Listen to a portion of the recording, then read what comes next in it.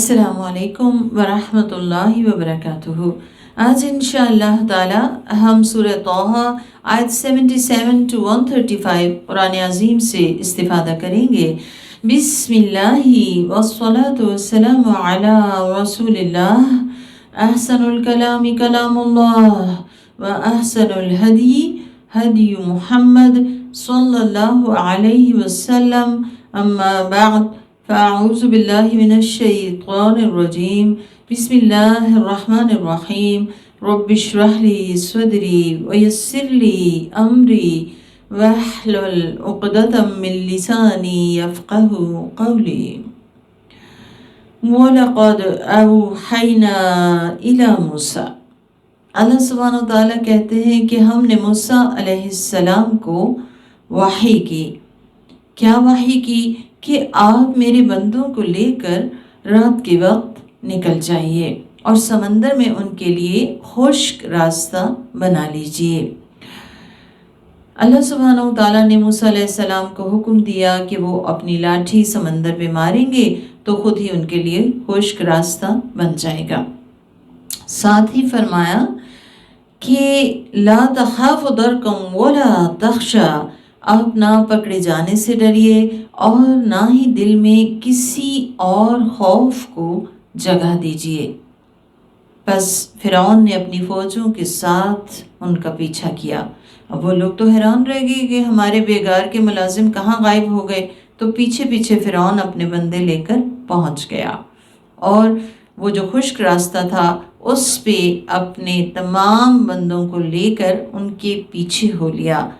तो दरिया की मौजों ने उन्हें अपनी लपेट में ले लिया और फिरौन ने अपनी कौम को गुमराह कर दिया और उन्हें सीधे राह पे ना डाला।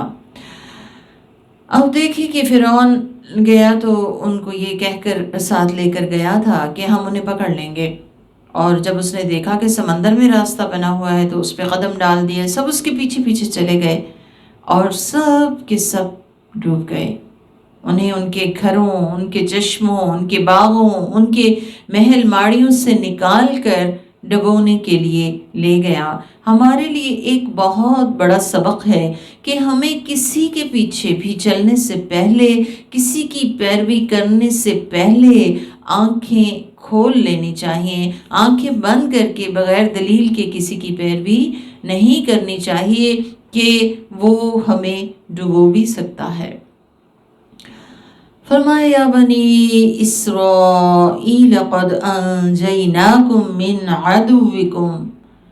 ए बनी इसराइल, हमने तुम्हें तुम्हारे दुश्मन से निजात दी।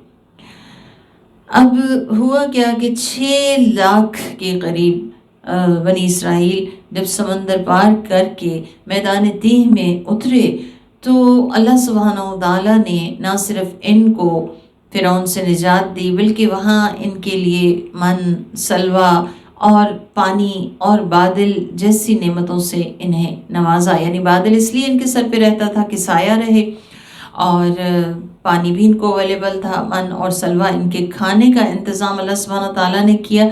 40 साल तक ये यहाँ रहे। तो अल्लाह सुब्हानहू व तआला नेमतों की याद दहानी करा रहे हैं कि ए बनी इसराइल, हमने तुम्हें तुम्हारे दुश्मन से निजात दी और तुमसे कोहे तूर के दाहिनी जानिब आने का वादा लिया और तुम्हारे लिए मन और सलवा नाजिल किया, और हमने कहा कि हमने तुम्हें जो उम्दा और पाकीज़ा चीज़ें रोज़ी के तौर पे अता की हैं उन्हें खाओ। यानी अल्लाह सुब्हानहू व तआला ने जो कुछ भी इंसानों को हलाल दिया है उसमें खाने की ममानियत नहीं। हाँ, वला ततगौ फीह, उसमें हद से तजावुज़ न करना।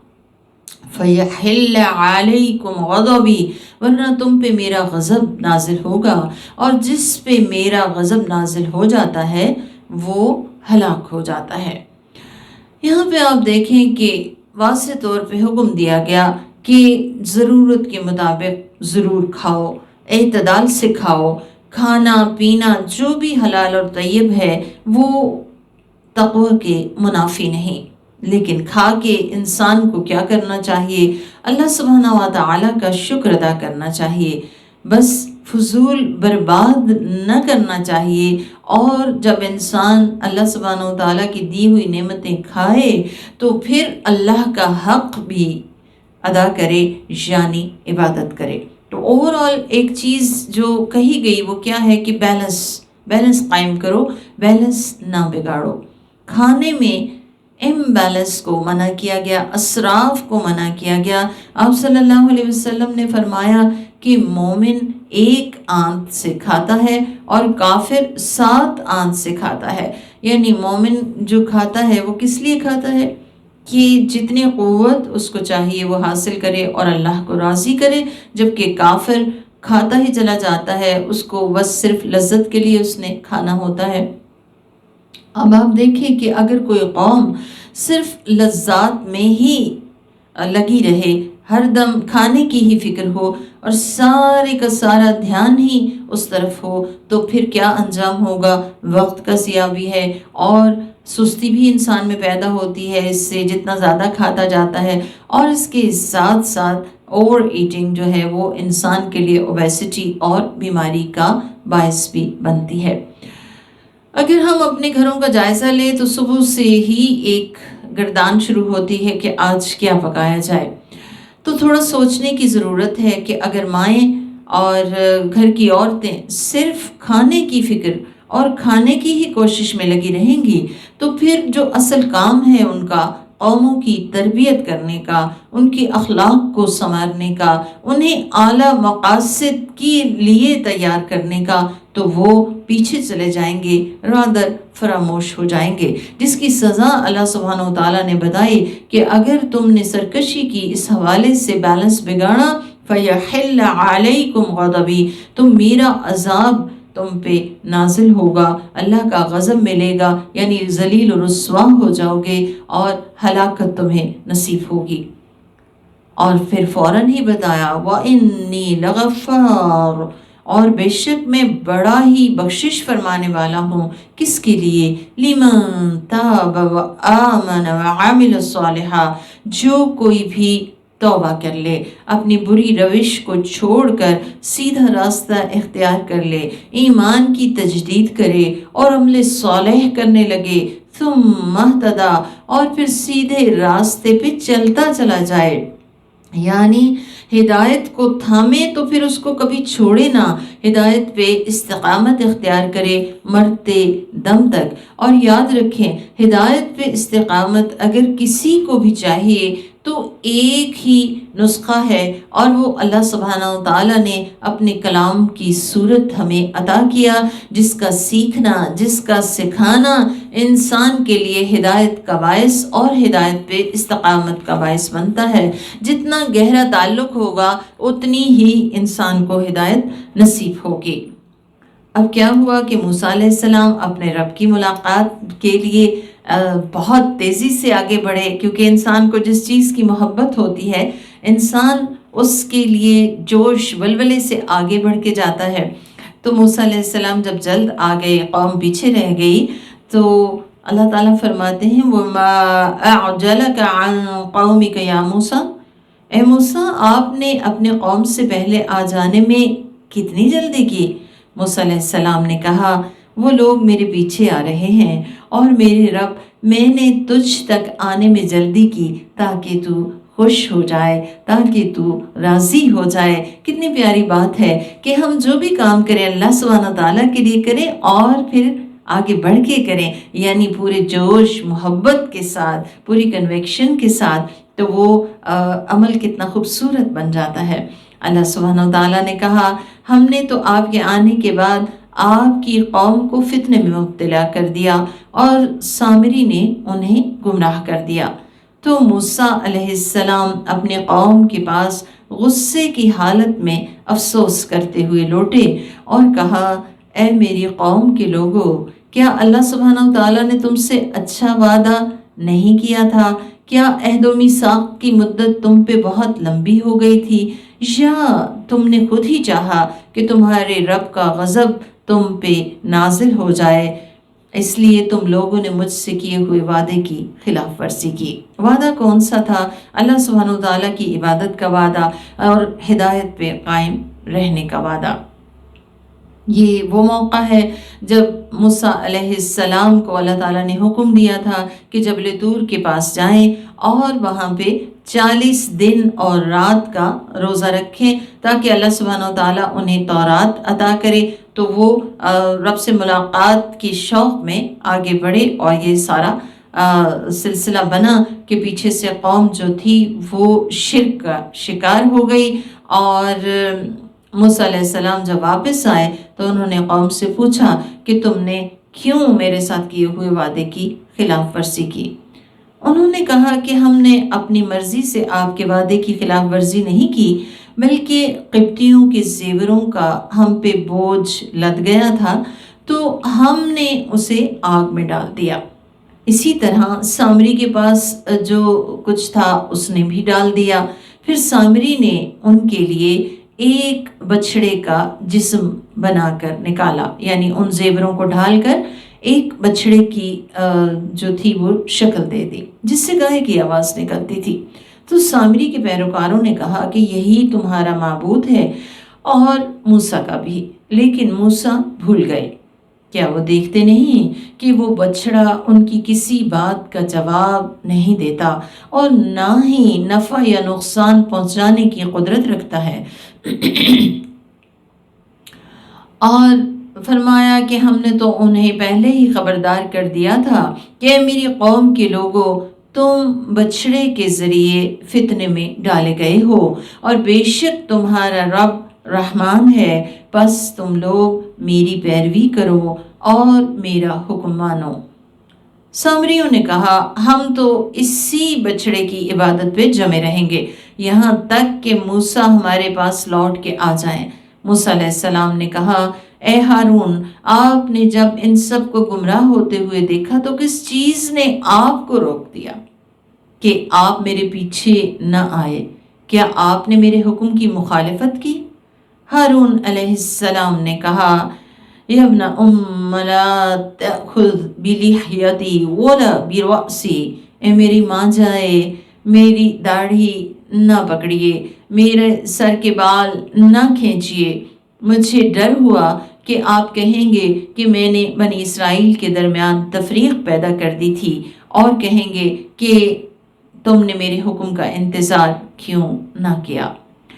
تو یہاں پہ آپ دیکھیں کہ موسیٰ علیہ السلام اپنے پیچھے ہارون علیہ السلام کو جانشین مقرر کر کے گئے تھے۔ جب قوم شرک کا شکار ہوئی تو قوم سے پہلے انہوں نے ذمہ دار انسان کی پرسش کی کہ تم نے انہیں کیوں نہ روکا۔ تو ان کا جو جواب ہے اس میں بھی ہمارے لیے رہنمائی ہے، وہ یہ ہے کہ اصلاح کے لیے ایسا طریقہ اختیار نہ کیا جائے کہ جس سے پہلے شر سے بھی بڑا شر جنم لے، اور وہ کیا ہے کہ قوم کے اندر پھوٹ ڈلوا دینا۔ تفرقہ بازی بہت مہلک چیز ہے کہ جس کو اوائڈ کرنے کے لیے انہوں نے منع تو کیا لیکن بہت سخت اقدامات نہ لیے۔ اور موسیٰ علیہ السلام جب واپس آئے تو شرک کو دیکھ کر برداشت نہ کر سکے، اور سب سے پہلے اپنے بھائی کی گرفت کی جو کہ ذمہ دار تھے، یہاں تک کہ ان کے سر کے بال پکڑ کے کھینچے، ان کی داڑھی پکڑ کے کھینچی، کیونکہ کوئی بھی موحد شخص جو ہے اس کے لیے سب سے زیادہ تکلیف دہ چیز جو ہے وہ کیا ہوتی ہے؟ شرک۔ تو لہٰذا انہوں نے ان کی بہت کڑی پرسش کی۔ قال فما خطبک یا سامری، موسیٰ علیہ السلام نے کہا اے سامری تمہارا کیا معاملہ ہے؟ اب دوسری باری پرسش کی کس کی آئی؟ سامری کی۔ اس نے کہا میں نے وہ چیز دیکھ لی تھی جو اوروں نے نہیں دیکھی، تو میں نے جبریل کے پاؤں تلے کی ایک مٹھی مٹی لے لی، پھر اسے بچھڑے کے سانچے میں ڈال دیا، اور میرے نفس نے مجھے اسی طرح کرنے کو اچھا بتا دیا، یعنی نفس نے میرے لیے یہ بات بڑی خوشنما بنا دی۔ تو موسیٰ علیہ السلام نے کہا تم دور ہو جاؤ، اب تم زندگی بھر یوں ہی کہتے رہو گے کہ کوئی مجھے نہ چھوئے، اور قیامت میں تیرے عذاب کا ایک وعدہ ہے جس کی تمہارے ساتھ خلاف ورزی نہیں ہوگی۔ اور کہتے ہیں کہ سامری کو کوڑھ کا مرض لاحق ہو گیا تھا اور اس کے جسم کے اعضاء جو تھے وہ مطلب گرتے تھے، اس طرح کا حال تھا اس کا کہ بہت بری اس کی حالت تھی، اور کوئی اس کو ٹچ کرتا تھا تو اس کو بہت زیادہ تکلیف ہوتی تھی، اور یہ سزا تھی اس کام کی جو اس نے کیا۔ اور پھر وہ سارا وقت یہ کہتا رہتا تھا لا مساس لا مساس، کہ مجھے نہ چھوؤ، مجھے نہ چھوؤ۔ پھر اس سے کہا موسیٰ علیہ السلام نے اپنے معبود کو دیکھو جس کی عبادت پہ تم جمے رہے تھے، ہم اسے یقیناً جلا دیں گے اور پھر اس کی راکھ دریا میں بکھیر دیں گے۔ اب دیکھیں وہ جو بچڑا تھا وہ سونے کا تھا، اگر موسیٰ علیہ السلام چاہتے تو اس کو ڈھال کر اس کو استعمال میں لا سکتے تھے، لیکن آپ نے فتنے کو جڑ سے اکھاڑ پھینکا، کیونکہ دنیا کے تھوڑے سے بھی مال کی نسبت جو چیز بڑی تھی اور بری ترین تھی وہ کیا تھا؟ شرک۔ تو شرک جس چیز میں بھی ہو وہ نشان بھی مٹا دینا چاہیے۔ پھر فرمایا انما الہکم اللہ الذی لا الہ الا ہو، بے شک تم سب کا معبود وہ اللہ ہے جس کے سوا کوئی معبود نہیں، اور وہ اپنے علم کے ذریعے ہر چیز کو محیط ہے۔ پھر آپ صلی اللہ علیہ وسلم سے مخاطب ہو کر اللہ سبحانہ وتعالیٰ فرماتے ہیں کہ ہم اسی طرح آپ کو گزشتہ قوموں کی خبریں سناتے رہتے ہیں، اور ہم نے آپ کو اپنے پاس سے قرآن عظیم عطا کیا ہے، جو اس سے روگردانی کرے گا، من اعرض عنہ، جو کوئی اس کو اولوک کر دے، اس کی طرف توجہ نہ کرے، اس کا حق ادا نہ کرے، اس کو کم تر چیز سمجھے، یعنی اس کی طرف متوجہ نہ ہو، تو اس کا حال کیا ہوگا؟ فَإِنَّهُ يَحْمِلُ يَوْمَ الْقِيَامَةِ وِزْرًا، تو وہ قیامت کے دن بہت بڑا بوجھ اٹھائے ہوئے ہوگا، گناہوں کا بوجھ، اور وہ کیا ہے کہ اس نے قرآن کا حق ادا نہیں کیا، اس کو سمجھا نہیں، اس کو جانا نہیں، اور ظاہر ہے کہ جب سمجھا نہیں جانا نہیں تو عمل کہاں سے آئے گا؟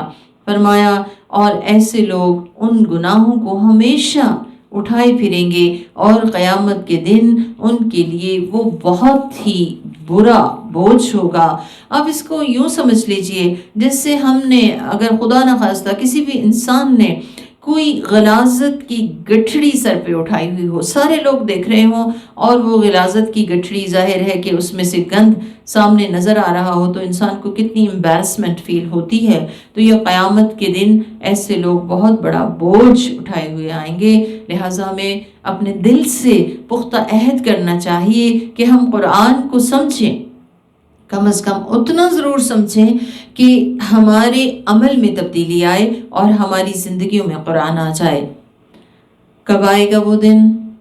یوم ینفخ فی الصور، جس دن سور پھونک دیا جائے گا۔ سور ہے کیا؟ حدیث میں آتا ہے کہ سور ایک قرن ہے، قرن کہتے ہیں پائپ کو یا سینگ کو، کہ جس میں پھونک ماری جائے گی۔ آپ صلی اللہ علیہ وسلم نے فرمایا کہ وہ اس کا قدر اتنا بڑا ہے کہ اس کا دائرہ زمین و آسمان کے برابر ہے۔ فرمایا جس دن سور پھونک دیا جائے گا اور ہم مجرموں کو اس دن میدان حشر میں اکٹھا کریں گے، اس حال میں کہ ان کی آنکھیں پتھرائی ہوئی ہوں گی، یعنی اندھی ہو گئی ہوں گی، یا پھر خوف سے انہیں کچھ نظر ہی نہ آ رہا ہوگا۔ چھپ کے ایک دوسرے سے کہیں گے کہ تم لوگ دنیا میں صرف 10 دن رہے۔ وہ لوگ جو کہیں گے کہ اسے ہم خوب جانتے ہیں، جبکہ ان میں سے اچھی رائے والا کہے گا کہ تم لوگ تو صرف 1 دن ہی ٹھہرے ہو۔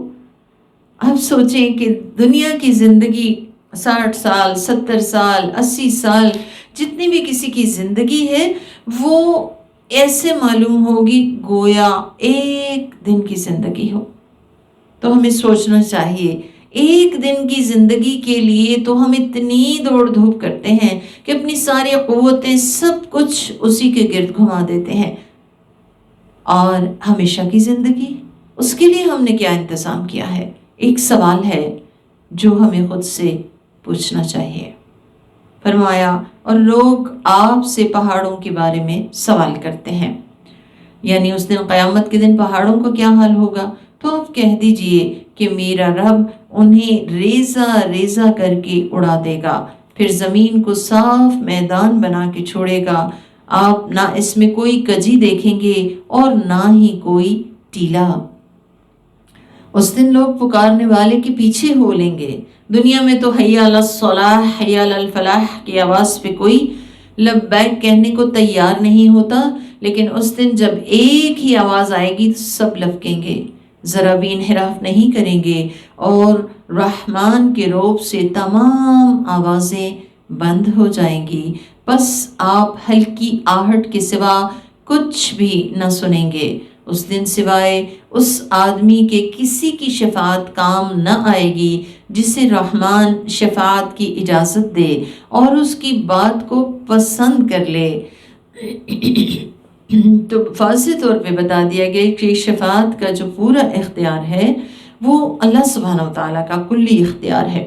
جس کے لیے اللہ تعالیٰ اجازت دیں گے، جس کو اجازت دیں گے اور اس کی بات کو پسند کریں گے، وہی شفاعت کر سکے گا۔ شفاعت کرنے والے کے لیے تو وہ ایک آنر ہوگا ہی، لیکن قبول کس کے لیے ہوگی؟ جس کے لیے اللہ سبحانہ و تعالیٰ چاہیں گے۔ فرمایا جو کچھ انسانوں کے آگے ہے اور جو کچھ ان کے پیچھے ہے، اللہ سبحانہ و تعالیٰ ان سب کو جانتا ہے اور لوگوں کا علم اس کا احاطہ نہیں کر سکتا۔ وَعَنَتِ الْوُجُوهُ لِلْحَيِّ الْقَيُّومِ، اور اس دن تمام چہرے اس ذات باری کی بارگاہ میں جھکے ہوئے ہوں گے۔ اور اس دن وَقَدْ خَابَ مَنْ حَمَلَ ظُلْمًا، اور اس دن گمراہ ہوا، خراب ہوا، خسارے میں پڑ گیا وہ جس نے ظلم کا بوجھ اٹھایا۔ آپ دیکھیں کہ یہاں پہ واضح طور پہ بتا دیا گیا کہ اس دن تمام چہرے حی و قیوم کے آگے جھکے ہوئے ہوں گے، اور اس دن بربادی کس کے لیے ہے؟ خائب اور خاسر کون ہوگا؟ جو ظلم کرتا رہا۔ آپ نے فرمایا ظلم سے بچو، کیونکہ ظلم قیامت کے دن اندھیروں کی شکل میں ہوگا۔ ظلم اللہ سبحانہ و تعالیٰ کے حق میں ہو تب بھی، اور وہ کیا ہے؟ شرک کرنا، اللہ سبحانہ و تعالیٰ کی ذات و صفات میں کسی اور کو شریک کرنا، اور ظلم بندوں کے حقوق میں ناانصافی اور دوسرے کا حق اس کو نہ دینا، وہ بھی قیامت کے دن اندھیروں کی شکل میں ہوگا، جبکہ انسان کو اس دن بہت ضرورت ہوگی روشنی کی، نور کی۔ فرمایا جو بھی عمل صالح کرے گا اس حال میں کہ وہ مومن ہو، اسے کسی ظلم و زیادتی کا خوف اور نقصان کا خطرہ لاحق نہ ہوگا۔ اور اسی طرح ہم نے قرآن کو عربی زبان میں نازل کیا ہے، اور اس میں ہم وعیدیں پھیر پھیر کر لائے ہیں، یعنی ہم نے نصیحت کے مختلف انداز اپنائے ہیں تاکہ لوگ تقوی کی روش اختیار کریں یا ان کے اندر ہوش کے آثار پیدا ہوں۔ فَتَعَالَى اللَّهُ الْمَلِكُ الْحَقُّ، بس بہت ہی عالی شان والا ہے وہ اللہ جو سارے جہان کا بادشاہ ہے۔ اور آپ قرآن کو یاد کرنے میں جلدی نہ کیجیے، اس سے قبل کہ آپ پر اس کی وحی پوری ہو جائے، اور دعا کیجیے کہ میرے رب مجھے اور زیادہ علم دے۔ جب قرآن کا نزول شروع ہوا تو آغاز میں رسول اللہ صلی اللہ علیہ وسلم قرآن کو بھول جانے کے ڈر سے ساتھ ساتھ دہرانا شروع کر دیتے تھے، تو آپ کو کہا گیا کہ آپ پہلے توجہ سے سنیے اور قرآن کو ٹھہراؤ کے ساتھ ادا کیجیے، اور آپ کو یاد کروانا اللہ سبحانہ و تعالیٰ کی ذمہ داری ہے، اور اگر آپ کو زیادہ حاصل کرنے کا شوق ہے تو اس حوالے سے بھی ہمیں دعا سکھا دی گئی، ربی زدنی علما۔ اور آپ سوچیں کہ یہ دعا کس کو سکھائی گئی ہے؟ اللہ کے رسول صلی اللہ علیہ وسلم کو، کہ جن پہ وحی الہی نازل ہو رہی تھی۔ تو کتنا بڑا خزانہ ہے علم، اور علم میں بھی العلم یعنی قرآن کا علم، کہ اللہ سبحانہ و تعالیٰ نے اپنے حبیب کو کہا کہ آپ اللہ سے مانگیے کہ میرے علم میں اضافہ فرما۔ تو ہمیں خود بھی یہ دعا کرنی چاہیے اور اپنے بچوں کو بھی سکھانی چاہیے۔ پھر اللہ سبحانہ و تعالیٰ ہماری زندگی کے آغاز کا موقع ہمیں یاد کراتے ہیں، فرماتے ہیں ہم نے اس سے پہلے آدم سے عہد و پیمان لیا تو وہ بھول گئے اور ہم نے ان کے ارادے میں پختگی نہ پائی۔ بھولنے کی جو عادت ہے یا بھولنے کا جو ایسپیکٹ ہے وہ تمام انسانوں کے اندر رکھا گیا ہے۔ اگر ہم چاہتے ہیں کہ ہم اس عادت پہ قابو پا جائیں تو اس کے لیے ہمیں کیا چاہیے؟ جیسا کہ آیت بتا رہی ہے کہ ہمیں اس کے لیے عزم مصمم کرنا ہوگا، پختہ ارادہ کرنا ہوگا۔ فرمایا وَإِذْ قُلْنَا لِلْمَلَائِكَةِ اسْجُدُوا لِآدَمَ، یاد کرو وہ موقع جب ہم نے فرشتوں سے کہا کہ تم سب کے سب آدم کو سجدہ کرو، تو ابلیس کے سوا سب نے سجدہ کیا، ابا، اس نے انکار کر دیا۔ فَقُلْنَا، تو ہم نے کہا اے آدم، بے شک یہ تمہارا اور تمہاری بیوی کا دشمن ہے، ایسا نہ ہو کہ یہ تم دونوں کو جنت سے نکال دے، پھر تم تکلیف اٹھاتے پھرو۔ جنت میں نہ تو تمہیں بھوک لگے گی اور نہ ہی تم ننگے ہوگے، یعنی تمہاری ساری ضروریات پوری ہوں گی، اور نہ اس میں تمہیں پیاس لگے گی اور نہ اس میں تم دھوپ میں رہو گے۔ لیکن ہوا کیا؟ فَوَسْوَسَ إِلَيْهِ الشَّيْطَانُ، لیکن شیطان نے ان کے دل میں وسوسہ ڈال دیا۔ اور شیطان کا حملہ یہی ہوتا ہے کہ وہ ہمارے دلوں میں وسوسہ ڈالتا ہے۔ وسوسہ کیا ہوتا ہے؟ کوئی بھی نیگیٹو فیلنگ کسی کے بارے میں ڈال دیتا ہے تو ہمیں فوراً الرٹ ہو جانا چاہیے اور اس فیلنگ کو آگے کنٹینیو نہیں کرنا چاہیے بلکہ اسے بریک کرنا چاہیے۔ قَالَ يَا آدم، اس نے کہا اے آدم، کیا میں تمہیں وہ درخت بتاؤں جسے کھا کر تم جنت میں ہمیشہ رہو گے اور کبھی پرانی نہ ہونے والی حکومت پالو گے؟ پس دونوں میاں بیوی نے اس درخت میں سے کھا لیا، اور کھاتے ہی کیا ہوا؟ دونوں کی شرمگاہیں ایک دوسرے پہ کھل گئیں اور دونوں جنت کے پتے لے کر اپنے جسموں پہ چپکانے لگے۔ یعنی اللہ سبحانہ وتعالیٰ نے چونکہ فطرت میں حیا رکھی تھی تو انہیں حیا آئی، لہٰذا پتے ہی میسر تھے تو وہی چپکانے لگے۔ وَعَصَىٰ آدَمُ رَبَّهُ فَغَوَىٰ، اور آدم نے اپنے رب کی نافرمانی کی تو وہ گمراہ ہو گئے۔ یہاں پہ آپ دیکھیے کہ ایک بھول کو عصا یعنی نافرمانی اور غوا یعنی گمراہی سے تعبیر کیا گیا، تو ہمیں یہ بات سمجھ آتی ہے کہ بھول بھی قابل مواخذہ ہو سکتی ہے، لہٰذا ہمیں کیا کرنا چاہیے؟ وَاذْكُرْ رَبَّكَ إِذَا نَسِيتَ، جب بھی کبھی ہم بھول جائیں ہمیں فوراً اپنے رب کو یاد کر لینا چاہیے۔ یعنی فار ایگزامپل اگر ہمیں نماز بھول گئی ہے خدا نخواستہ تو پھر جو ہی یاد آئے فوراً پڑھ لینی چاہیے۔ نیند میں رہ گئی یا کام میں لگے اور کوئی ایسی مسئلہ ہوا کہ بھول گئی تو جو ہی یاد آئے فوراً نماز ادا کر لیں۔ ثم اجتباہ ربہ، پھر اس کے رب نے اسے چن لیا تو ان کی توبہ قبول کر لی اور انہیں ہدایت عطا فرمائی، راہ راست پہ ڈال دیا۔ اللہ سبحانہ وتعالیٰ نے کہا تم دونوں جنت میں سے نیچے چلے جاؤ، یعنی زمین پہ چلے جاؤ، جنت سے اتار دیا گیا اور فرما دیا گیا کہ تم میں سے بعض کے دشمن ہوں گے، پس اگر تمہارے پاس میری طرف سے کوئی ہدایت آئے تو جو شخص میری ہدایت کا اتباع کرے گا وہ نہ تو گمراہ ہوگا اور نہ ہی بدبخت ٹھہرے گا۔ تو اگر ہم گمراہی سے بچنا چاہتے ہیں، اگر ہم بدبختی سے بچنا چاہتے ہیں تو اس کا نسخہ کیا ہے؟ اللہ سبحانہ وتعالیٰ کی آئی ہوئی ہدایت کی پیروی کرنا، اور ہدایت کا سورس کیا ہے؟ قرآن اور سنت۔ تو یہاں پہ ہمیں بہت واضح بات پتہ چل رہی ہے، اور وہ کیا ہے کہ بدبختی سے بچنے کے لیے قرآن اور سنت کو اپنانا ہوگا اپنی معیشت میں، اپنے معاشرے میں، اپنی سیاست میں، یعنی ہر زندگی کے اسپیکٹ میں اپنا رہنما قرآن اور سنت کو بنانا ہوگا تو قرآن ہی ہدایت کا سورس ہے، جو کہ تمام الہامی کتابوں میں سب سے بڑھ کے عزت و شرف والی کتاب، خیر و برکت سے مالا مال، ہدایت اور حکمت سے لبریز، شک و شبہ سے بالاتر، حق و باطل میں فرق کرنے والی، جہالت سے نکال کر نور توحید سے منور کرنے والی، ایمان والوں کو جنت کی بشارت سنانے والی، اور بنی نوع انسان کے لیے سب سے بڑی نعمت کہ اگر امت کا ہر فرد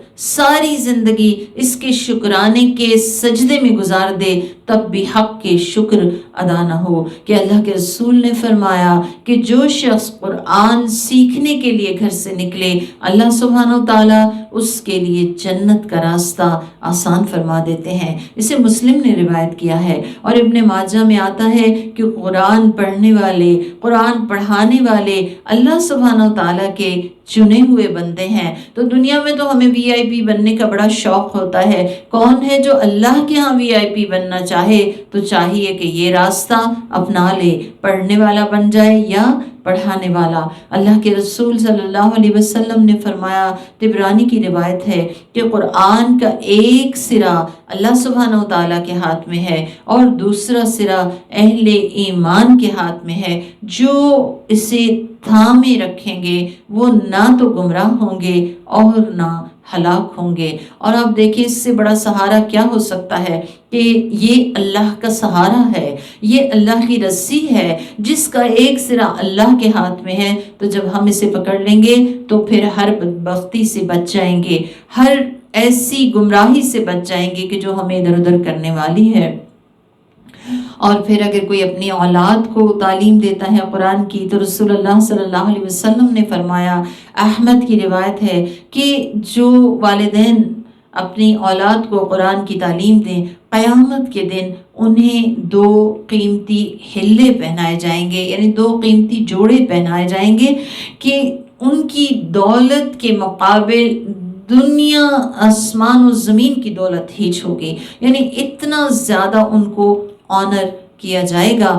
تو اب یہ انسان کی اپنی سوچ اور اپنا فیصلہ ہے کہ وہ اپنے لیے کیا پسند کرتا ہے۔ لیکن اس کے برعکس فرمایا، وَمَنْ أَعْرَضَ عَنْ ذِكْرِي، اور جو کوئی میرے ذکر سے منہ موڑے گا، یعنی اس کو امپورٹنس نہیں دے گا، اس کو سیکھے گا نہیں، اس کو سکھائے گا نہیں، اس کو جانے گا نہیں، فَإِنَّ لَهُ مَعِيشَةً ضَنْكًا، اور اللہ کا ذکر کیا ہے؟ قرآن عظیم۔ تو فرمایا جو کوئی میرے ذکر سے منہ موڑے گا تو ہم اس کو تنگ گزران دیں گے، یعنی دل کی گھٹن، دل کی بے چینی، ڈپریشن، بوجھل پن۔ تو فرمایا ہم اس کو تنگ کر دیں گے، تنگ گزران دیں گے، یعنی دنیا میں بھی تنگی ہوگی، زندگی میں تنگی، یا پھر مال کی تنگی، معاشی طور پہ تنگی، اور پھر اسی طرح سے قبر کی تنگی اور آخرت کی تنگی۔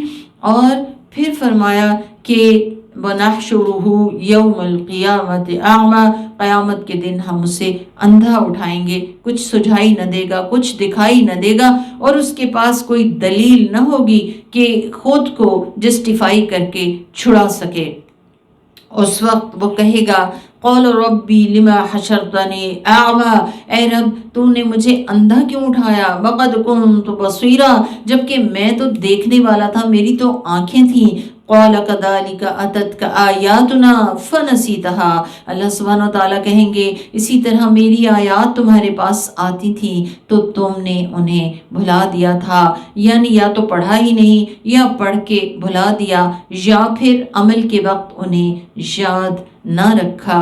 وَكَذَلِكَ الْيَوْمَ تُنْسَىٰ، آج تم بھی بھلا دیے جاؤ گے، یعنی آج اللہ سبحانہ و تعالیٰ تم پہ کوئی رحمت نہ کریں گے، کوئی فریاد رسی نہ ہوگی تمہاری، جیسے تم نے دنیا میں قرآن کو بھلایا تھا۔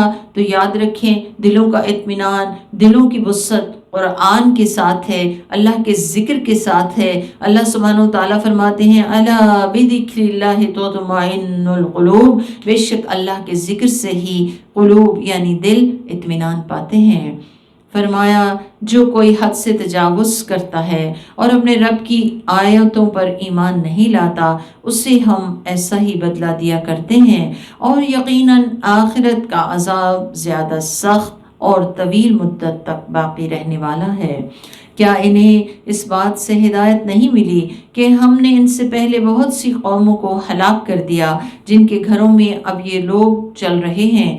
بے شک اس میں عقل والوں کے لیے نشانیاں ہیں، اور اگر آپ کے رب کی جانب سے پہلے ہی ایک فیصلہ نہ کیا جا چکا ہوتا اور ایک وقت مقرر نہ ہوتا تو ان پہ عذاب لازم ہو جاتا۔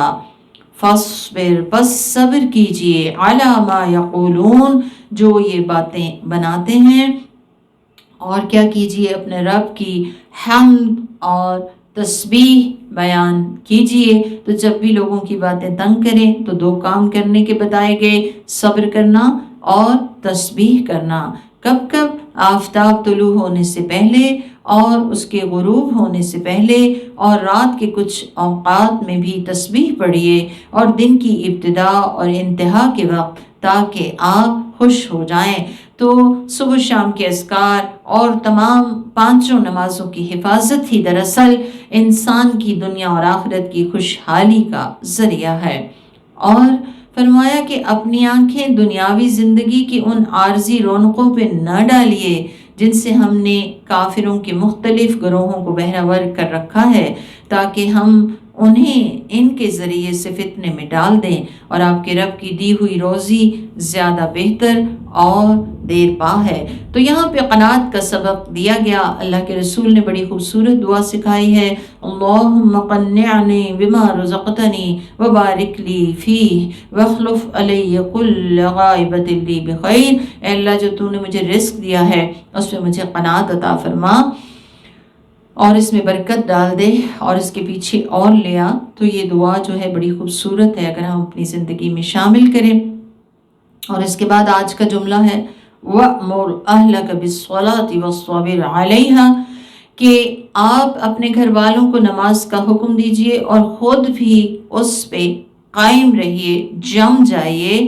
تو اپنے قریبی ترین لوگ ہوں، رشتہ دار ہوں، خاص تعلق والے، برادری والے، دوست احباب، انہیں مختلف انداز میں مختلف طریقے سے نماز کی دعوت دیتے رہنا چاہیے، اور خود بھی اس پہ قائم رہنا چاہیے۔